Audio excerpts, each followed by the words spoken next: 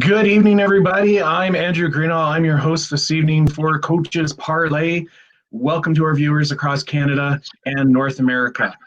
Tonight we have three guests with us. One's familiar, Harry Marsh. We also have Trevor Seibel and Shawn Gilbert will be joining us this evening. We're going to be hitting some topics that some people are asking questions about, and we're going to get these coaches to open up and tell us their thoughts and process around some of the issues that are affecting us today. So let's bring these guys in and see if any of them are smarter than a fifth grader. Gentlemen, how is it going? It's good, thank you. Yeah, good. It's good. Can't be plus 10 outside on December 5th. So they've all passed the first test. Are they smarter than the fifth grader? They all answered the question. How are they doing? That's good. Boys, I don't know how to host this show, so I just got told to click a button and say hello. I host my own show, Primetime Alberta Sports. Typically it's Wednesdays, but I'm joining you guys tonight. Apparently you guys are the smart coaches around Canada, and you have been picked to help us discuss some issues this evening. I want to open it up as a roundtable, and my understanding is we typically do a pre-game. So click, there's the pregame. I want to know your guys' thoughts and process in your mind about amateur sports being canceled due to COVID. So let's start up there in the corner with Trevor. Trevor, what are your thoughts about minor sports being canceled due to COVID and how it could be impacting the futures of some of the players out there? Well, certainly one of the challenges has been what I would consider some of the inconsistencies across Western Canada anyways with some of the rules. But you're dealing with a group that's been identified as lower risk. Most of these kids, especially in community hockey and the associations, are in school right now with some of their teammates, with other groups. So I know it's taken a toll on a lot of kids in terms of their ability to get out and practice, develop, and certainly it's it's been a challenge in that regard. But as the the cases continue to spike, certainly the health impact has to be considered in that. But my hope would be that there'd be a little bit more of a consistent approach to applying the rules so that everybody's kind of treated fairly. Mm-hmm. Harry, your thoughts? Yeah, similar to what Trevor said. I mean, I was actually just at a mall doing some Christmas shopping, but I'm not allowed in the rink to coach, so it doesn't make a lot of sense to me, to be honest. Yeah, I mean, I'm back in Alberta. I was coaching in Manitoba. I mean, it's a lot more strict there, even though the cases seem to be a little bit more severe in Alberta. So just there's no real consistency as to kind of what's going on where. I mean, at this point, I feel for the players. I've been keeping track of the guys on our team, and we got a couple guys. Well, we got one guy in BC who can get on the ice, another in Ontario, and all of our Manitoba guys are.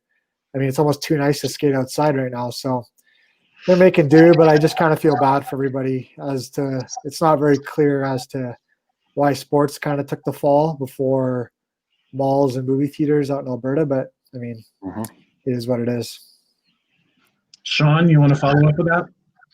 I kind of agree with what they both said. To me, the way that Hockey Alberta, Hockey Calgary, and the Elite Council here in Calgary got together and came up with a system of, you know what, you're with your team, you practice together, you stay together for 14 days, you play a 3-game series, for example, on a Friday, Saturday, Sunday against another quadrant, and then you quarantine again for 14 days. So you practice for another 14 days straight, and then you go play another 3-game series.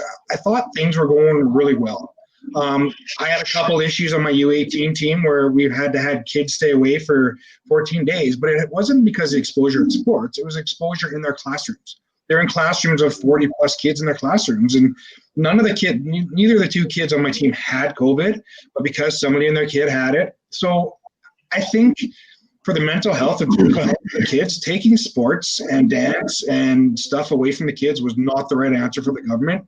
And here we are 3.5 weeks into them taking it away. the numbers are still spiking. So in my mind, it wasn't sports and activities of the children that were causing these outbreaks. It was family get-togethers and stuff like that. And I have 2 hockey players that live with me here. I coach in the Calgary North Stars Association. I have 2 players who play in the North Stars Association, one playing U18 AAA and one playing U15 AA. They can't even go out to the ODR that's down the street and get together with just 10 of them, because restrictions say 10 kids outside or 10 people outside together. They're not allowed. They took the nets away. Now you have whistleblowers. We had them at a rink in Rosemont in the community, and a lady comes outside. Do you guys have 10 kids or 12 kids? You can't be doing this is just not good for everybody. You have people telling on each other. You have people these kids need to get out. And this isn't the right answer in my opinion. Trevor, Shawn came up with a few good points there about restrictions. You're out in BC. Are there any restrictions like that out in BC that are eliminating for any sport, like whistleblowers, or like Shawn pointed out, you can only have 10 people on the ice? Well, in BC, there's an entity called Biosport that provincially provides recommendations as it relates to how the sporting activities are supposed to function. And so with the provincial health authority, or the PHO, that was issued this last week, we moved back into phase 2 of the Biosport recommendations, which basically means all of the gameplay was canceled. That was the junior leagues, junior A, junior B, and all of the minor and rep stuff as well. And so they've just gone back to practicing within all of the protocols. Probably similar in other parts of the country, but out here, you had to arrive at the rink 15 minutes before, basically full gear outside of your skates.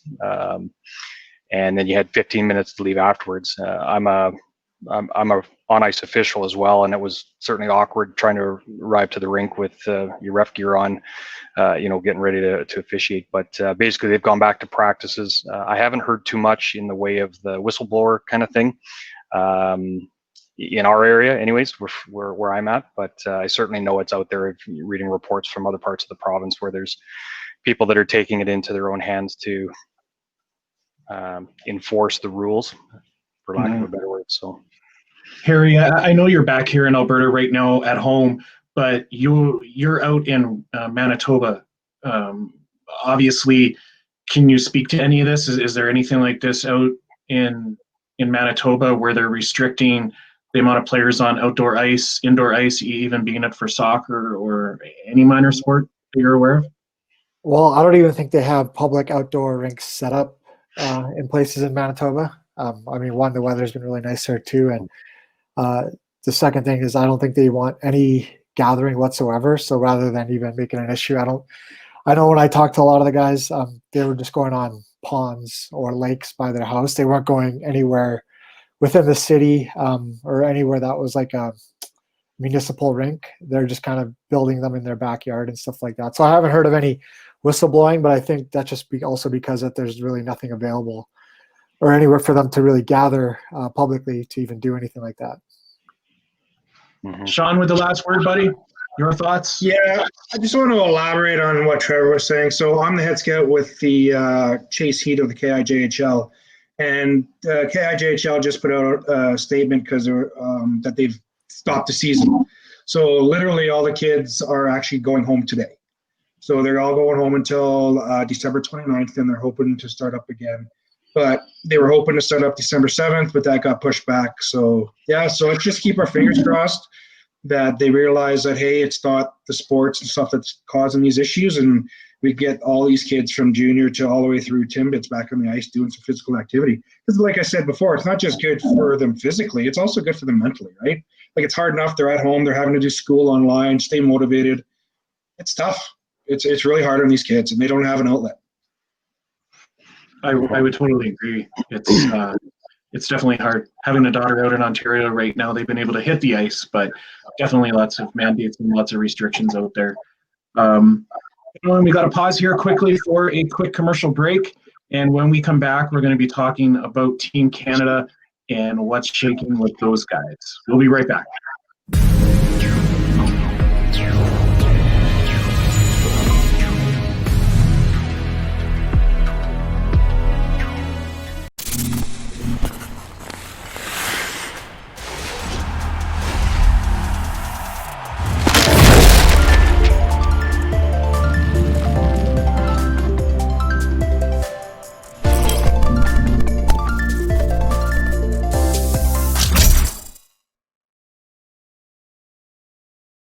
Welcome back, everyone. We're going to be going into our first period now where we're going to be talking to these awesome coaches and gentlemen regarding Team Canada. Currently, Team Canada selection camp is going along slowly, but they have now currently had 4 members, 2 coaches and 2 players get hit with COVID. I want to know your guys' thoughts if this is even going to be able to be pulled off. The juniors obviously pull in a lot of money for the IHF, and it pulls in a lot of viewers, a lot of sponsorship, and it's every player's ideal goal to play for Team Canada, and obviously their represented country.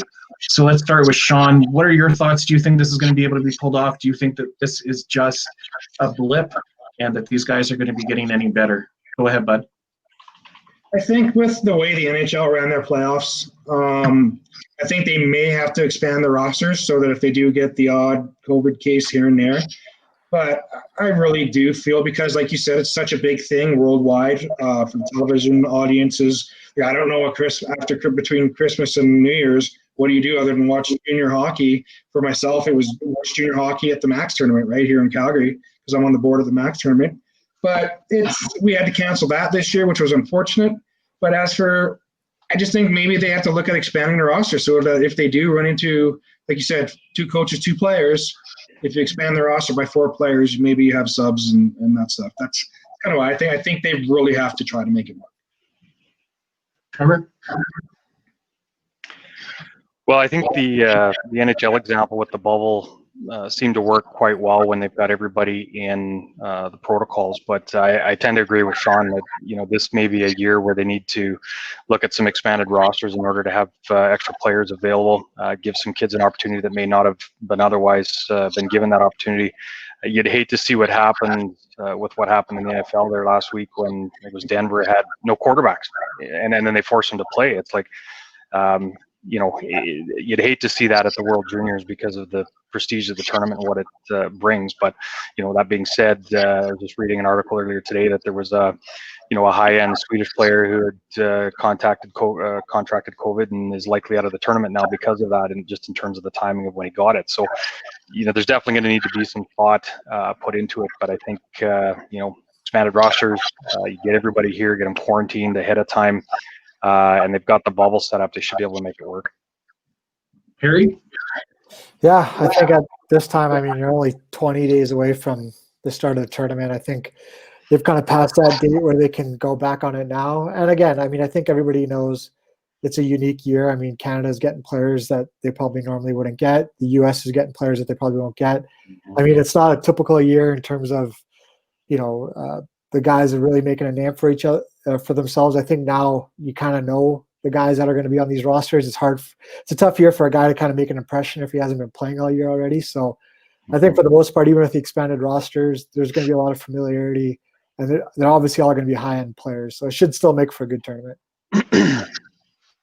Shawn, I want to know your thoughts as a coach here in Calgary. How would you go through this process in trying to get these gentlemen onto the team and getting them prepared? And gentlemen, I'll get each of you to answer that. Jump me onto Team Canada? Yeah. What would you do to help keep these kids safe and help them get onto the roster for this year? Basically, you got to keep their mind busy. I know, for an example, all I can do is give you examples of what we're dealing with here in the North Stars is we have the kids busy. We have them doing Zoom dryland training every day. They're on between hours of either they start at 4 or 5 o'clock. They're on for a 45-minute online Zoom training with our dryland training, Rise Athletics. One of the things is the guys there say, you know what, have your phone on, make sure your camera's on, and make sure I can see you doing your workout so you're doing things right. We're having team building things. Trying to keep the kids involved. For myself, I'm pretty lucky that my goaltender coach knows Aaron Dell from the Toronto Maple Leafs. So we had Aaron Dell online, getting the kids engaged. I was lucky a week later to have Brad Fox and Max Goldag and Malachi Franklin, former North Star players from the Chase Heat, on talking to the boys about what it's like to get to the AJHL and what a day in life in the KI is like compared to what it's like in midget AA. So you got to do things to keep the kids interactive, but keeping them apart. So that's kind of the tricky thing, right? You kind of want them, you work so hard to build the family and team and everything like that, and all of a sudden it's like, okay, now you guys got to stay away for 2 weeks. Oh, now the 2 weeks has turned into 5 to 6 weeks.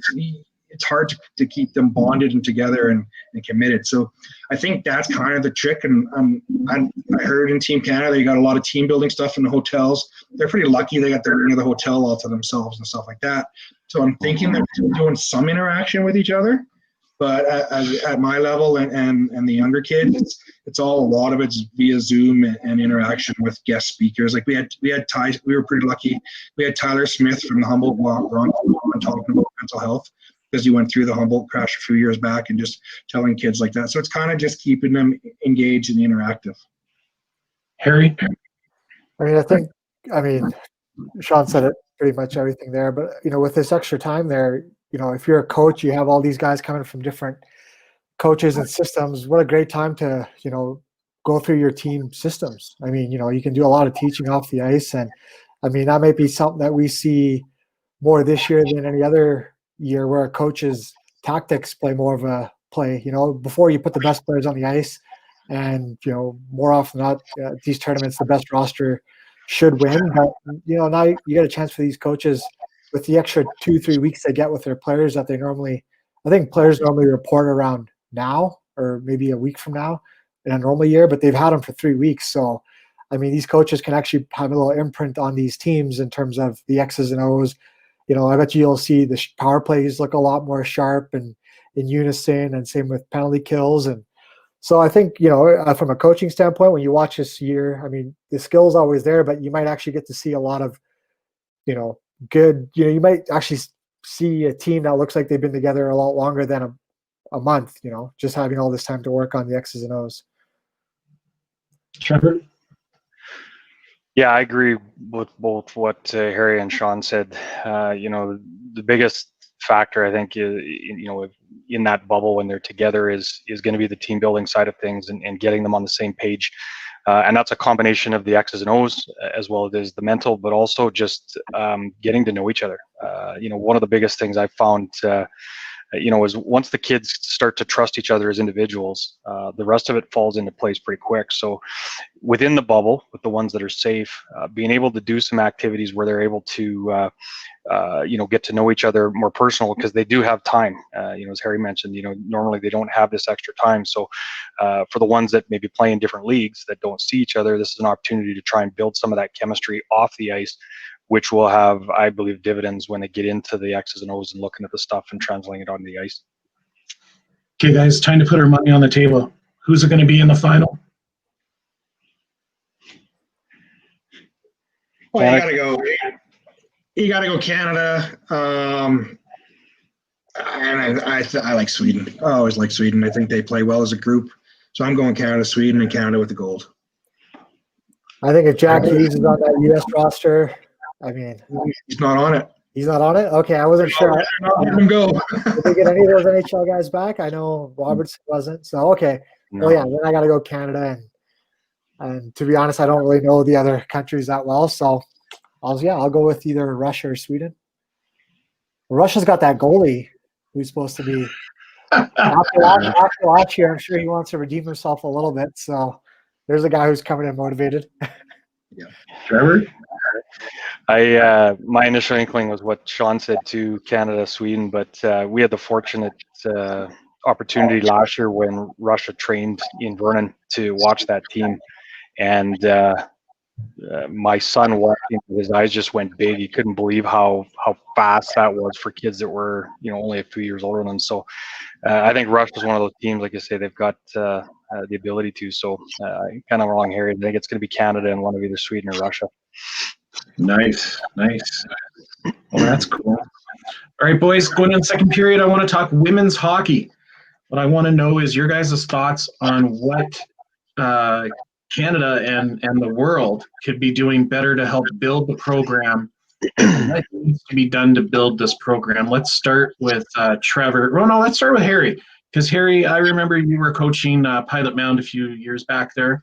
So what's your take on this? What can Canada do to build its women's hockey? We're starting to go backwards now. We were at the top. Now we have competition more and more with the U.S. So what can we be doing at the grassroots level to build on this? I mean, I don't think we're going backwards. I just think everybody else they're catching up. You know, I mean, you look at women's hockey in Canada and the U.S. I mean, internationally, they're still 1-2, and it flip flops. And I think that's the more competition you have, the better it is. I mean, if I'm going to watch a women's international tournament, knowing who's in the final, I can probably skip a lot of those preliminary games. But if Sweden and Finland, who've been making strides, Russia, and these other countries can get in the mix, well, now I'm going to be interested from the start to finish.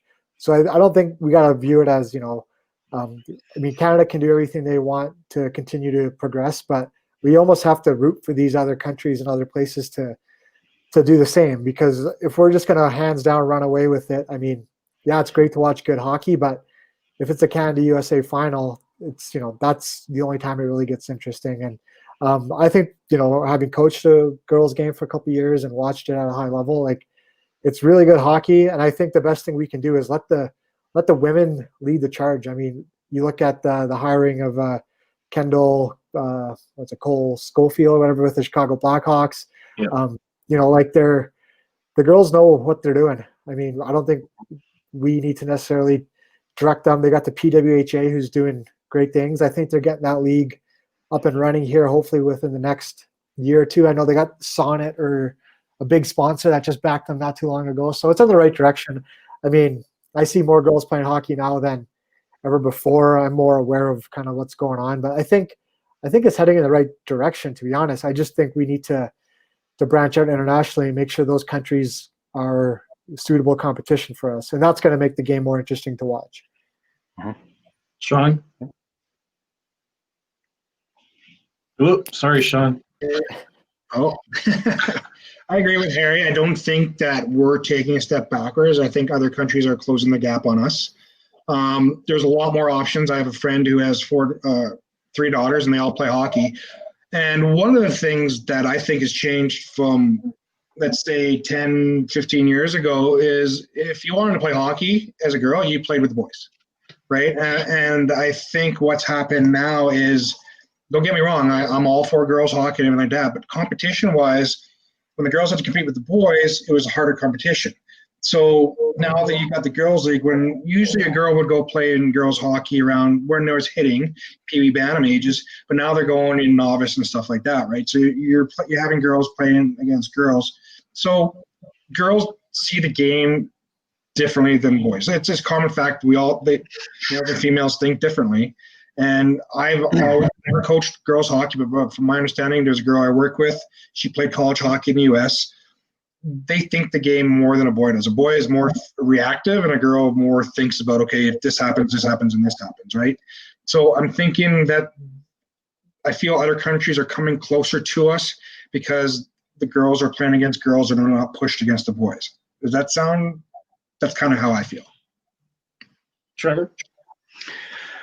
Well, I think at the grassroots level, I think we are actually in pretty good shape. I know in my area out here, the female game has grown a lot. The numbers in our local association have grown steadily over the number of years. We've got a fairly strong major midget U18 AAA, whatever you want to call it, female program in BC. The local team has been doing well.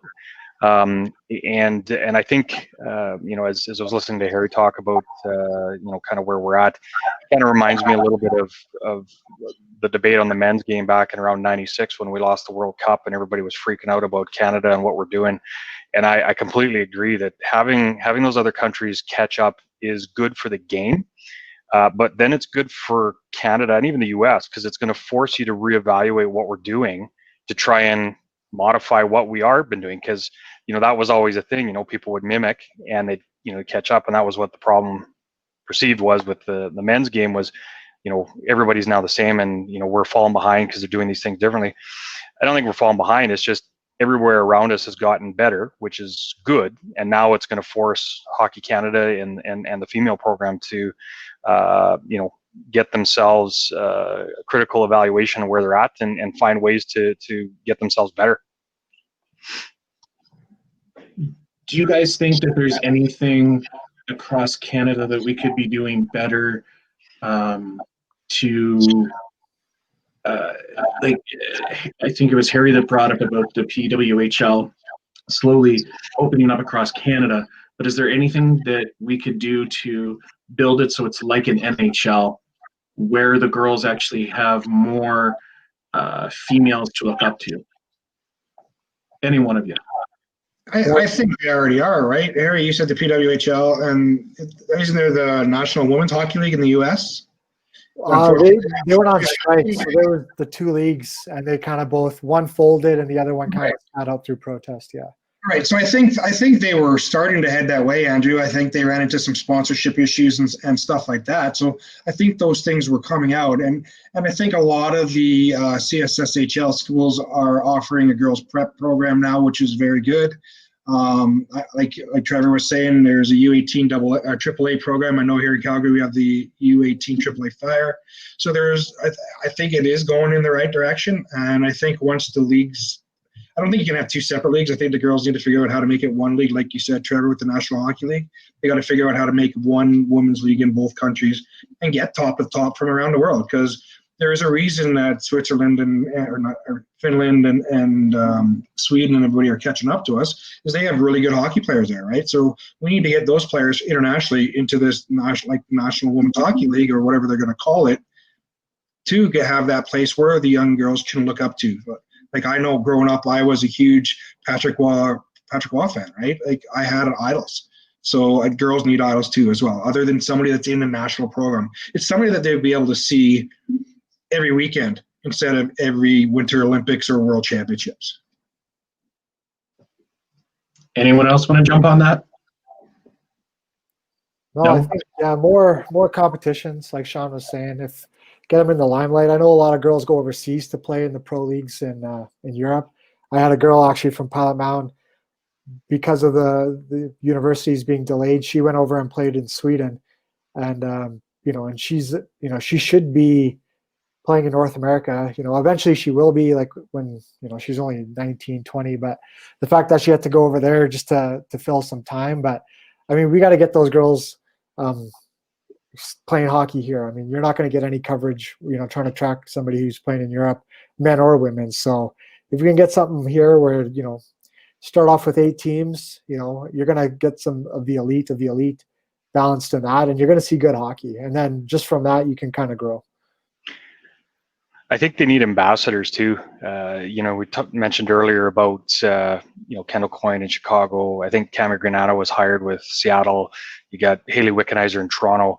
You got some pretty high-end female players that I'm hoping they're not, by their involvement with those NHL teams, they're not going to get drawn away from the female game, in the sense that they're, they could be used to help market, to help build skill set, all that kind of stuff. It's great because that's something girls can strive for when they see that, one of their peers has been able to achieve, a player development role with an NHL team. That's phenomenal. But I'm hoping that, by the NHL teams doing that, they're not drawing away from their ability to build that female league and like you say, get the kind of the best of the best there.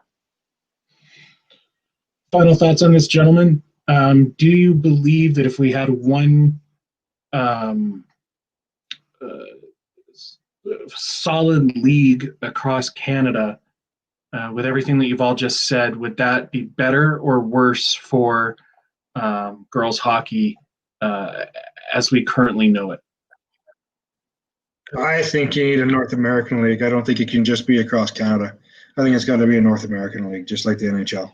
Were you talking professional or like minor? Professional, and like we already have the midget girls elite programs. We have the CSSHL. We have the JWHL. But if we all had one, I'm just throwing it out there. If we had one big league across Canada, would it not help the program? Yes or no? I think it's fine regional kind of. I mean, if the boys the boys start off kind of in their region, then it's provincial, then eventually becomes national. But I mean, if you're a girl and you're not making that top program, it's going to turn you away. So the more programs you can have at a high level, I think is just going to draw more interest rather than turning kids away if they're not making that one league. Mm-hmm.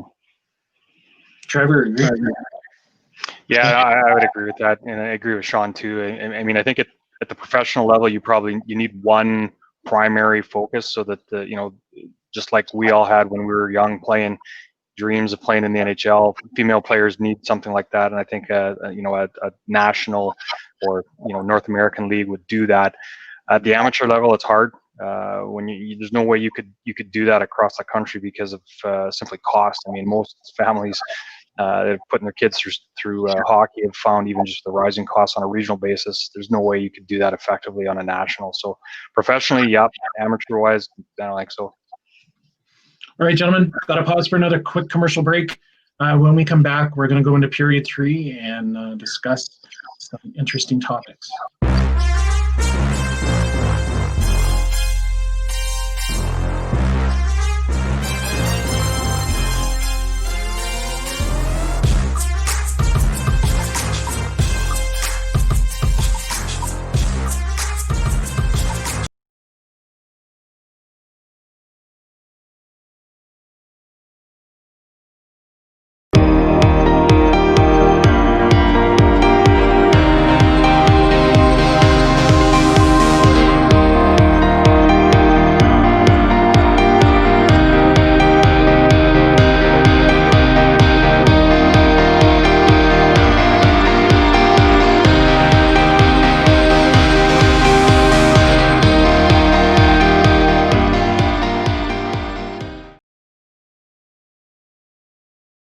All right, gentlemen, this could be a hard question to answer, but just thought I'd throw it out there. The top 14, 15, 16-year-olds to watch across Canada. Quick, everybody, Google it. I just wanted to throw it out there. Like, there's obviously with hockey being shut down, and we're all spread out. We have BC, Winnipeg, Manitoba, and here in Alberta. Are there any players currently right now, boys, that stick out in your minds that are coming up in that age that we should be watching, or Well, maybe I'll jump in here. For me personally, I got an 05 son. One person of interest for me is going to be watching Connor Bedard step into the WHL as a 15-year-old. First kid in history to get exceptional status. Seeing him play at a young age, 8, 9, 10. Kid's got talent, and really interested to see how he makes that adjustment. I mean, the last 2 years at the SJHL at the midget prep level, he's dominated. So I'm curious to watch how he makes that step. Another kid for me is Berkeley Catton in Saskatoon, who's an underage playing midgets. He's second-year Bantam, 15-year-old, whatever, playing midget AAA in Saskatoon. Same kind of thing. He's a phenomenal talent, and be curious to see how he fares against kids that are potentially 4 years older than him just because of the age gap. Yeah, I don't have much to say on this. I was busy with the girls game the last couple of years, so I just got a lot of guys. And for myself, I'm watching the 17-year-olds, especially here in Alberta. We're watching the 17-year-olds who just aren't at that AJ level, who we can get in the KI at Caisse. It's hard. Everything's been watched on hockey TV. I know here in Calgary, the restrictions for the amount of people you're allowed in the rinks and stuff like that. Like if you don't have a subscription to hockey TV or RinkNet, it's really hard to see any of these kids play. And especially with playing 3-game series against we literally played 3 league games this year. So I saw the Calgary Buffaloes Hockey Association Rangers. That's all I've seen play in my league this year. So it's tough, especially like we're thinking about scouting and recruiting for next year. Well, a lot of these kids have played 3 hockey games. How do you go off that? So you're kind of going off last year's stats, but how much truth is last year's stats? How much has the kid grown? You know how much these 15, 16, 17-year-olds can grow. It's a gamble. You're rolling the dice. So it's going to be really interesting to see what junior rosters look like for me next year. Mm-hmm. Yeah, if there was ever a year to push back the Bantam draft into the first-year midget, I think this is this is the chance. They got to jump on that. We were posed that question in Manitoba briefly because we have a bantam draft here as well for our league, and it's always been debated. Ontario and Quebec do it first year midget or U16, I guess it's called now, and I think this is our chance. Give these kids one more year. I mean, it's not fair if you're a second year bantam to. I mean, you don't even know when you're going to get back, and the Western League draft is usually first week of June, I think, end of May. Mm-hmm. I mean, obviously they would push that back anyways, but why not clean slate, and let's give you guys another year and start your U16 year. I'd rather see – it's a lot easier to dominate your second year bantam than it is your first year in midget. You're going to get a better sense of the player. I know when I was coaching in Calgary, the U16 team there, the amount of Western League scouts that watched after the draft year and were dropping guys and listing guys, it's like, wouldn't it have just been easier to watch them this year? So I think it's time that they make that change this year, and maybe that'll be something that comes out of it. Because I have no idea who's out there for prospects. We have our list of guys for Winkler, but outside of that, I don't really track it too far. Yeah, I think this U16 thing is huge too. Like you said, you have a second year bantam dominating first year bantams, or if you have a U16 draft, I know here in Alberta we got a U16 AAA Elite League. They're all playing their peers. It's 16-year-olds against 16-year-olds, right? And all right, let's see what you got. But like we said, we talk about how a kid matures and develops. Well, if you're you can turn 15 January 1st and you're playing against a 13-year-old, right? Still. So you got to put apples to apples. And I've always wondered why the WHL has always done a bantam draft, but maybe this, like you said, maybe this would be the year to do that because the kids aren't on the ice. Yeah. I completely agree with what Harry said. This is, there's so many kids, and I'm always fascinated when you read stories. I remember seeing one, Connor Ingram. I think it was Connor Ingram. He played his junior career in Kamloops, and he put out a tweet about how this isn't the end of the world. I wasn't drafted. And then he posted a picture of himself, and it was quite funny because at 14 years old, he was probably about 80 pounds overweight or something like that. And he just said, it doesn't define you as a hockey player because everything changes so much in that period that, keep pressing on. So, I mean, on a personal level, I know there's a couple of 16-year-olds that I coached previously that were drafted last year that are, planning to head to WHL camps. So I'll be watching those kids just to see how they do, especially with basically having, just practices so far this year, stepping into those camps, but recognizing all those guys are going to be in the same boat. It's a tough year. But I completely agree. This is, if ever there was an opportunity for the Western League to align, this is the year to do it. And just even locally, kids that I've coached, my son is included in that group. When you see the change from last year to this year, so many things change: height, maturity, skill development, all that kind of stuff. And so I completely agree. This would be the year to have the quote unquote great reset, if it would. That's interesting. Already. Well, I saw how much your son changed from last year to this year when I saw him in Chase in August. I was like, wow. What did he grow, like 6 inches? Yeah. I think as a player, it's definitely going to be stressful for them because they've all wanted to, all their dreams are to play for the WHL or the NHL. And this year to have this kind of hiccup, I think is going to mentally impact them. I don't think it's going to hurt them. I think it'll just impact them. Well, even if you get drafted, you can't play the next year anyways. I know. So it's like, it's like the same opportunity. Yeah. Was that Shawn? Unless you're Connor Bedard, but anyways. A lot of the kids now are really researching the NCAA route too. Like, let's not forget about that route for kids to go too, right? Like, a lot of kids say, okay, well, I wasn't drafted as a 15-year-old. What other way can I go? And there's a lot of high-end talent that are playing in the AJ right now that are 16 years old that have already signed NCAA commitment letters, right? So there's all kinds of different routes to get to where you want to go. Like I said earlier in the conversation about when we had Aaron Dell on our Zoom chat for our team, he played Junior B for the Airdrie Thunder.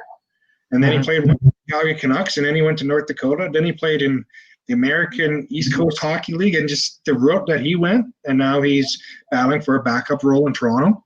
So it can be achieved any way you want, but the kids just have to commit to it and know that there's all kinds of different routes, right? Mm-hmm. All right, gentlemen, one of our last topics. I think it'll be interesting to hear all of your perspectives on this. The NHL's plan so far is to move forward with games, but they're going to have them at the home rinks. There's not going to be a bubble. I want to know your guys' thoughts on that and if they will be able to pull it off. That's the latest news that we've been able to find here at Amateur Sports TV. So what are your guys' thoughts? Would they be able to pull it off, having Canada travel across and U.S. travel back to play games at their home rinks? Whoever wants to start, just start talking. Well, Canada's going to have their own bubble. So I think it's once they figure out the money, I think they're good to go. I think there's only one issue left. They're going to play once they figure out their percentage that the players are going to get paid. But it looks like the Canadian division's a go, and all the other 3 divisions are good to go. So I think it'll happen once they just figure out the money. Yeah, that's what I was just going to. The only thing I've been reading the last couple of days is they haven't been talking to each other. The NHLPA and NHL, they kind of broke off talks for a bit. So that's the only thing I've heard is money. I've already heard the Canadian division's a go, so we don't have to worry about the 14-day quarantine when you're crossing the border. But it's all about money. Can they come to an agreement and move forward? I think the one wild card in all of this, irrespective of the NHL, NHLPA issues, is, and I go back to what I mentioned earlier, some of the inconsistencies across Canada. I mean, the reason Vancouver wasn't chosen as a bubble was because our provincial health officer wouldn't bend on some of the conditions that were being put in front of them at that time. So unless there's some sort of mechanism to get the provincial health authorities all on the same page or have a plan that's adopted, that's the only thing I could see as being a potential glitch in this process in Canada anyways. I still don't think there's going to be fans. I think they'll be playing to cardboard cutouts in the rinks kind of thing. But you know, I don't know, the bubble hockey, you know, was watching it through the last season, if you will, was interesting to say the least, but the hockey was still good. I mean, it was there was nothing taken away from that. You just didn't have all of the noise, I guess you'd call it. But I think it'll be a go. Like I said, once the money's done, the only wrinkle I see is just the provincial health officers and whether they all agree to the plan that they put on the table. Trevor, you bring up a good point about not having fans in the stands, and I know Sean's going to be all over this. He's probably going to get his cardboard cutout put in the Flames arena. But without that money coming in, without that money coming in, boys, do you think that the ownerships are going to go, yeah, let's play? Because it's just a small percentage of money coming in from their sponsors and the TV rights. The majority of their money comes from the stands and comes from the concessions. I've been tracking this just because I got not much else to do right now with the season on pause. But yeah, I listen to Hockey Central at noon every single day and the TSN. And Brian Burke says, you know, the owners would actually lose less money if they sat out the year, but the franchise value goes down. So whether you lose 15 million if you sit out, 60 if you play, if your team's worth 700 million, well, it's going to be worth 600. So you're actually going to lose money off the franchise fee, which I mean, is going to ultimately be more. So in the big picture, it makes more sense to play and take a hit now than, you know, trying to sell your team for a loss. Yeah, and let's be honest, the NFL is the richest league in the world. NHL is not that far behind. Like, how many times does the NHL stepped up and bought the Arizona Coyotes? So they got deep pockets, and they won't let any of their friends. They're in a very strong place right now with expansion. With Seattle supposed to be starting up here, and they're in a good place financially. Like you said, the owners aren't gonna make the money from the stands, but like you said, Harry, what's the franchise loss worth, right? They're gonna compare apples to apples, and they're gonna say play. And Trevor, talking to your health thing, if the provinces don't agree with the teams, I think I don't think that'll be an issue in the U.S., but I think in Canada what they'll do is say Vancouver, if they say, okay, you guys can't come to BC, and then all of a sudden the Manitoba says, no, you can't come to Winnipeg, I think what will happen in Canada, they'll just do a bubble, right? That'll be the easiest solution, I think, but I think it'll still go. All right, gentlemen, one last commercial break, and then we will be back with our wrap up.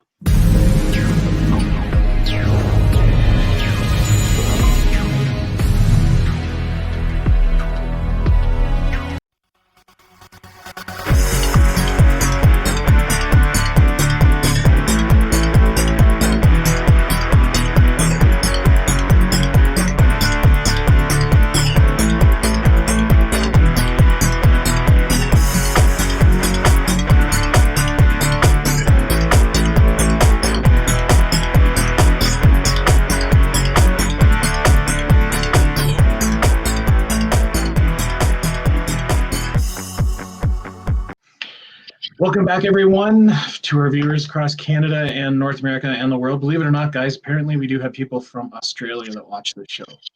I don't know. I was just told that. Final thought. The Barbie. What was that? We'll put another shrimp on the Barbie. Sean, I love you, buddy. All right, boys. So final thoughts. I want to know your thoughts on what, as an overall perception, sports will have next year, because this year everything was on a break. So I just want to know hockey, soccer, golf, gymnastics, swimming, downhill skiing, everything was obviously affected. How do you think, or who do you think is going to come out on top moving forward? Do you think we're going to lose some sports? Do you think we're going to gain some sports? What are your guys' thoughts? I think that until there is a vaccine approved, all sports and all the kids are going to struggle. I don't think that the health authority will let everybody come back. And from what we're hearing, yeah, okay, vaccine may be close, but the general public won't be getting it till September, October next year. So it's actually going to affect sports in 21-22. Mm-hmm. Yeah, I have honestly, I only really track hockey, but I said this on the last show, like I haven't seen any other sports or heard as much publicly about other sports being affected. I mean, I guess if there's high school sports and there's kids are doing online classes, those are dictated by whether schools open up or not, but local sports and, in terms of soccer, like I don't see it until there's a vaccine. But I mean, hopefully, I'm hoping that we can start to implement other things, but I have no idea. I thought life was going to be back to normal come September. So, yeah, wrong. Trevor, I think one of the things that kind of seeing a little bit locally here, the higher end athletes, I don't think it'll be as big an issue, because if they're motivated, they're finding ways to make things work, and they're training and that kind of stuff. The recreational sports is probably going to take a hit, and I think where you'll see that is the team versus individual. So I know locally here we got a lot of ski hills, and so right now kids that may have played hockey in the winter are passing that up to go skiing because it's something they can do. They can get outside. The restrictions are totally different, and so they're able to get their activity in and without sacrificing per se. Those are the sorts of kids, I don't know if they'll come back. If they get into a season pass at a ski hill and they're snowboarding or whatever, they may not come back to hockey if the protocols are still as restrictive going into next year. I mean, think about it. We're literally, in BC anyways, we're about 3 months away from the processes that start for the selections of teams for next fall. I just don't see us being in a position to start having any sort of tryouts or anything like that. So I think it'll start to have some effect, but a lot of it'll drive, like Shawn said about the vaccine, who gets it. My hope is that, the talk about providing it to the most vulnerable, the frontline workers, which I agree with. But I also know that those sectors are where we're seeing a lot of the spikes because of, just the environment they work in. So if the vaccine comes out, those individuals are getting it, and we see the cases go down, I think we'll still see some of the protocols, but we may be able to see activities open up again if the numbers drop, because the people that are in those at-risk categories are actually getting access to the vaccine.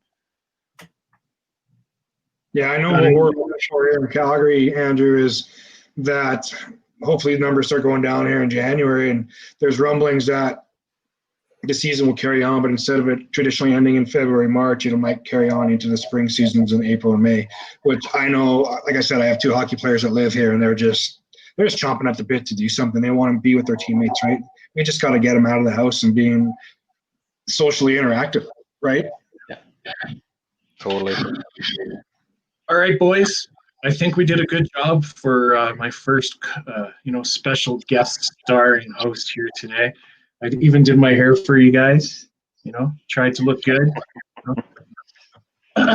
Anyhow, everyone, thanks very much for joining us on Coach's Parley. We will be back next week, hopefully with these 3 awesome gentlemen and a few more to talk sports throughout Canada. And gentlemen, everybody say goodbye. Thanks, guys. Yes, thank you. All right, everyone. Take care. Thanks very much for joining us here on Coach's Parley. We will be back next week. Everyone take care and bye for now.